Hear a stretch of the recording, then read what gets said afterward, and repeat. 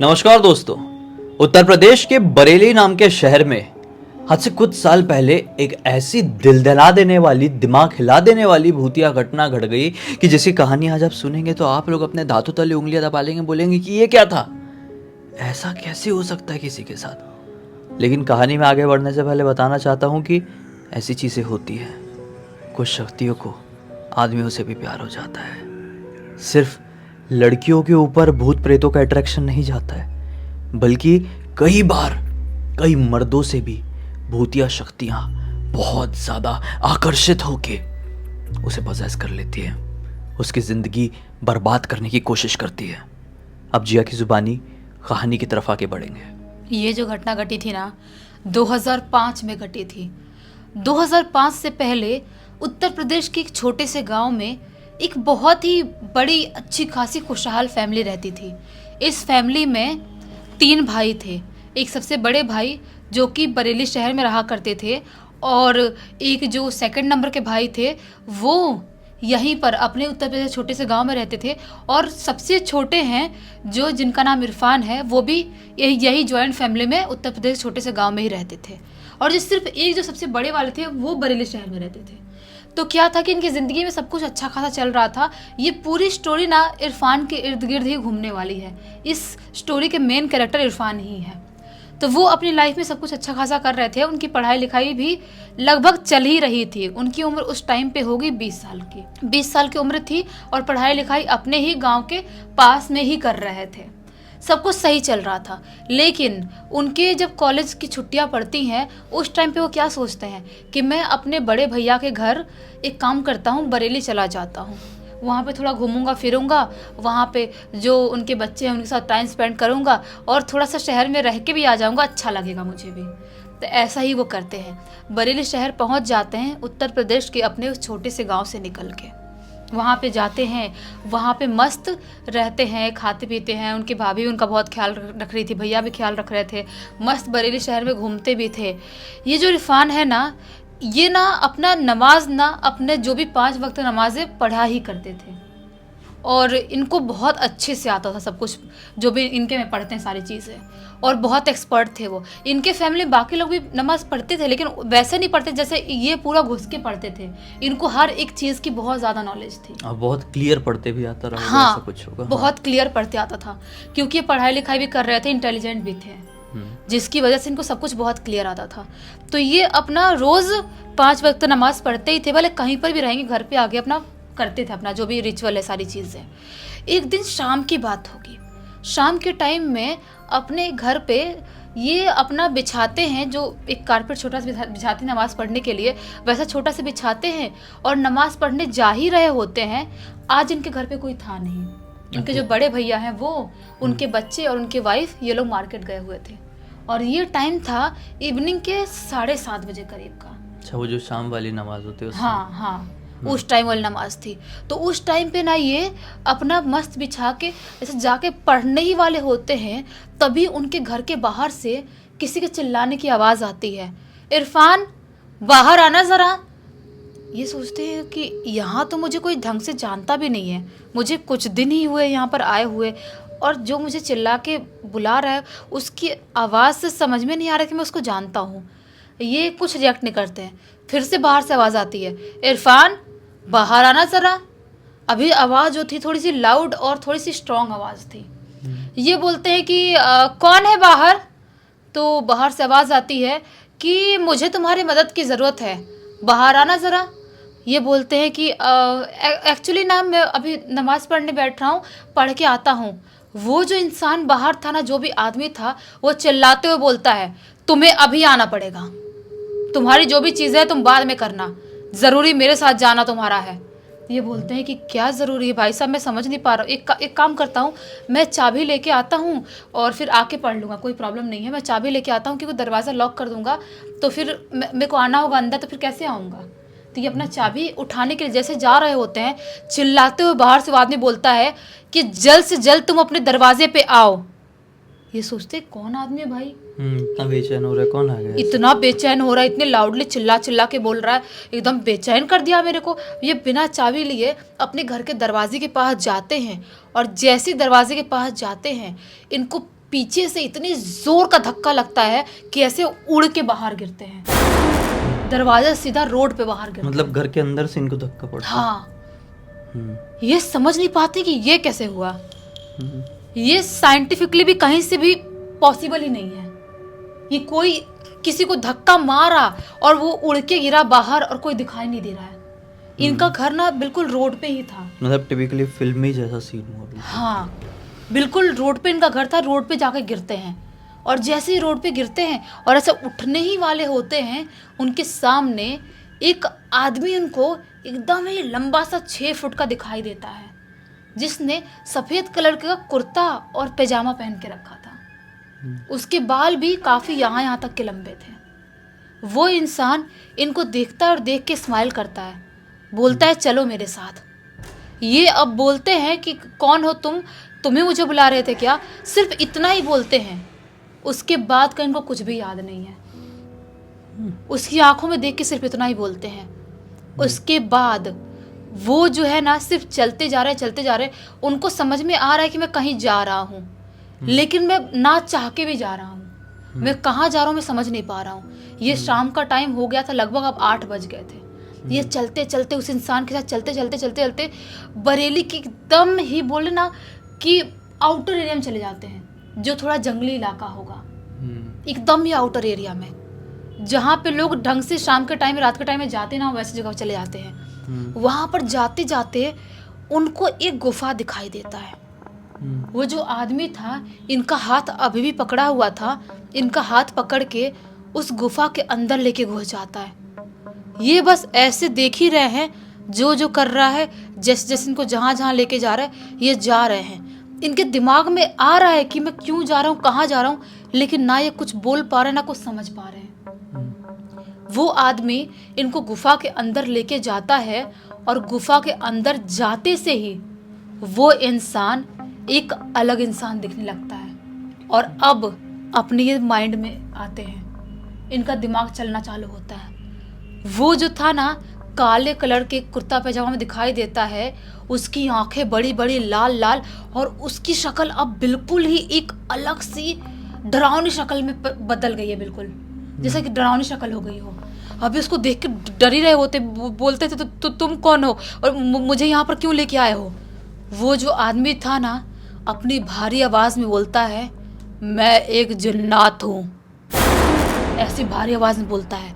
और जैसे ये सुनते हैं कि उसने बोला है मैं एक जिन्नात हूँ, ये अंदर से कांपने लग जाते हैं। इनके हाथ पैर भी ऐसे ऐसे ठंडे पड़ गए हैं, अंदर से कांप रहे हैं। ये बोलते हैं, मुझे यहाँ पर क्यों लाए, मुझे बाहर जाने दो, मैंने तुम्हारा क्या बिगाड़ा है, मुझे प्लीज़ जाने दो बाहर। उसके सामने हाथ जोड़ने लगते हैं।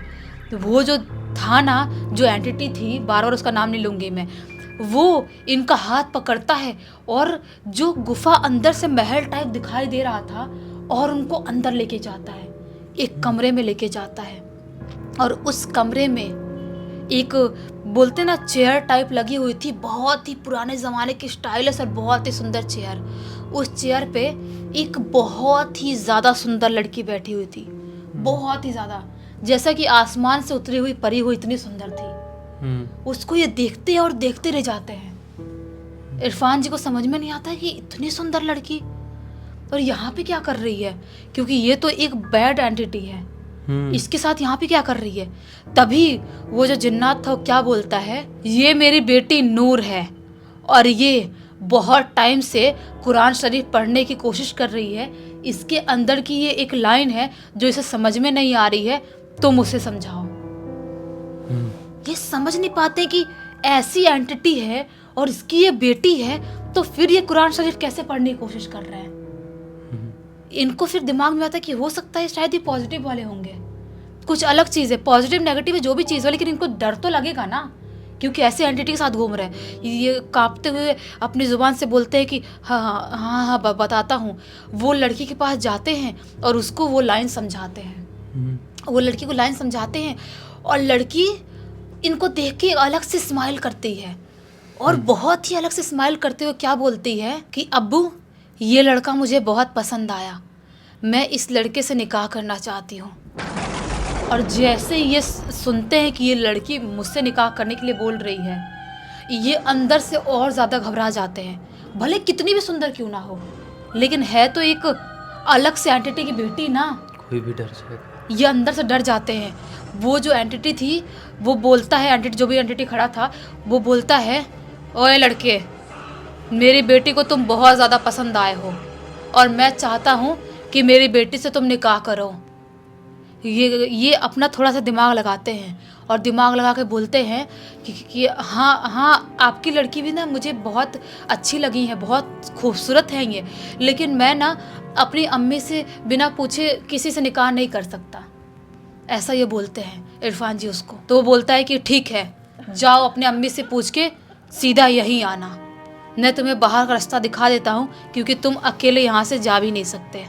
वो जो था ना, इनको गुफा से बाहर निकालता है और जैसी गुफा से बाहर निकालता है वैसे ही वहाँ से एक गुफा बोलते ना अलग तरह से गायब हो जाता है और थोड़ा सा खंडर टाइप, पहाड़ टाइप में बदल जाता है जैसे ही बाहर निकलते हैं।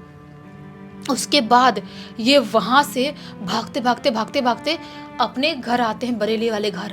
और बरेली वाले घर आके अपने बड़े भैया और भाभी तो आ गए थे, उनसे बोलते हैं कि मुझे जल्द से जल्द गांव जाना होगा।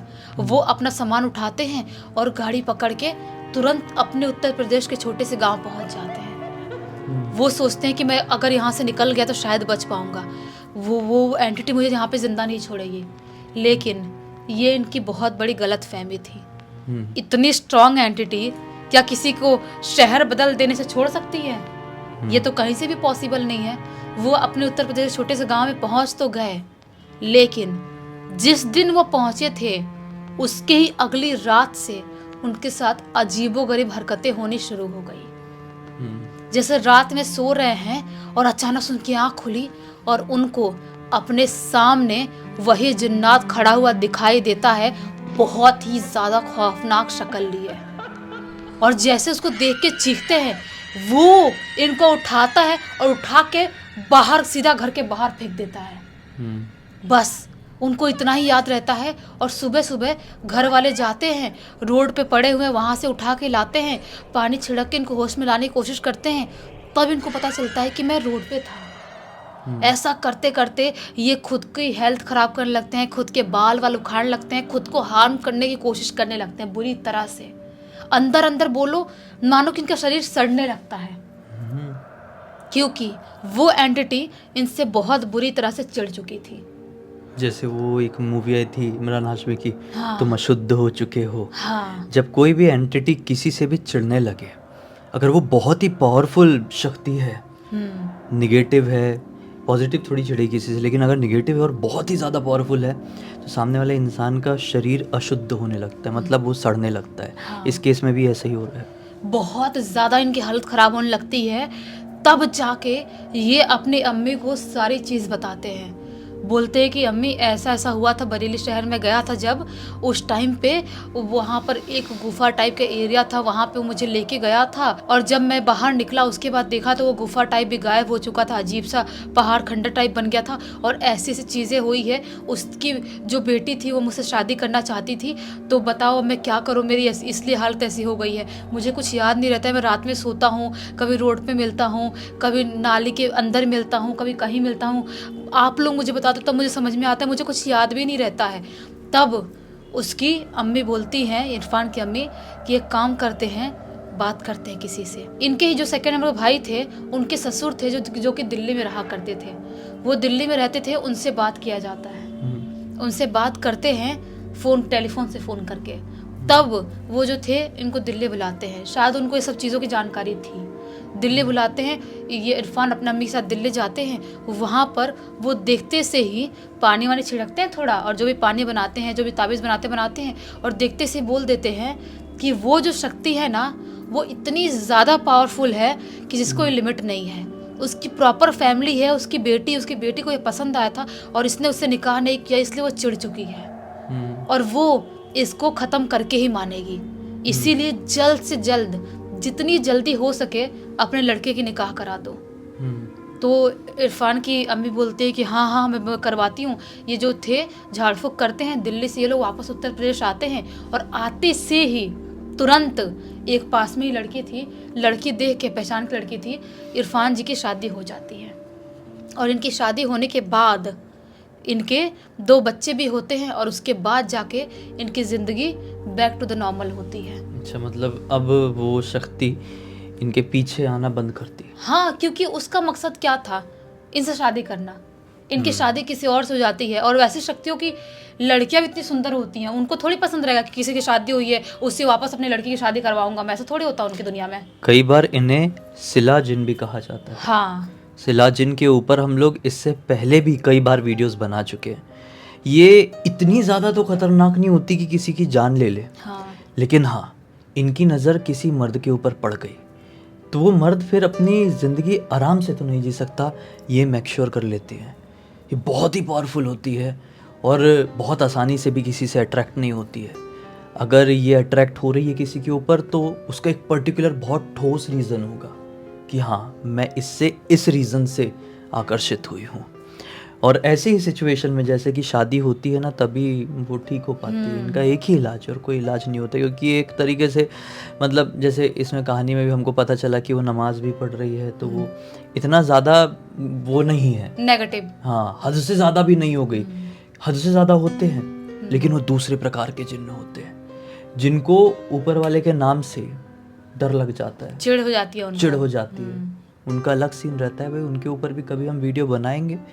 खैर, बाकी इस वीडियो की, इस कहानी की जानकारी किसके थ्रू मिली हमको? इनका ही जो इरफान जी है, इनके जो सेकंड नंबर के भाई थे, उनका ही बेटा दानिश है जिसने लिख के भेजा है। चलो अच्छा हुआ दानिश ने ये कहानी हमको लिखकर भेजा है, इसके ज़रिए बहुत सारे लोगों को एक अलग से इन्फॉर्मेशन मिली। इसी एक नोट के साथ इस कहानी का अंत करते हैं। अब तक इस वीडियो को देख लिए हैं तो लाइक ज़रूर कर देना, चैनल को सब्सक्राइब करके बेल आइकन दबा के ऑल के ऑप्शन में क्लिक करना, क्योंकि इसी तरह के हैरान कर देने वाले खौफनाक वीडियोस डेली आप लोगों के सामने लेके आते रहते हैं। इंस्टाग्राम के लिंक इस वीडियो के डिस्क्रिप्शन बॉक्स में मिल जाए, क्लिक करके डायरेक्टली वहाँ पर पहुँच जाना। और इसी तरह की कोई भी कहानी, टॉपिक या जानकारी आप लोगों के पास भी है तो लिख भेजना, हो सकता है हमारा अगला वीडियो कल आपके हिसाब से बन रहा हो। तो चलिए कल फिर से मिलते हैं, तब तक के लिए बहुत बहुत धन्यवाद। आपका दिन शुभ हो।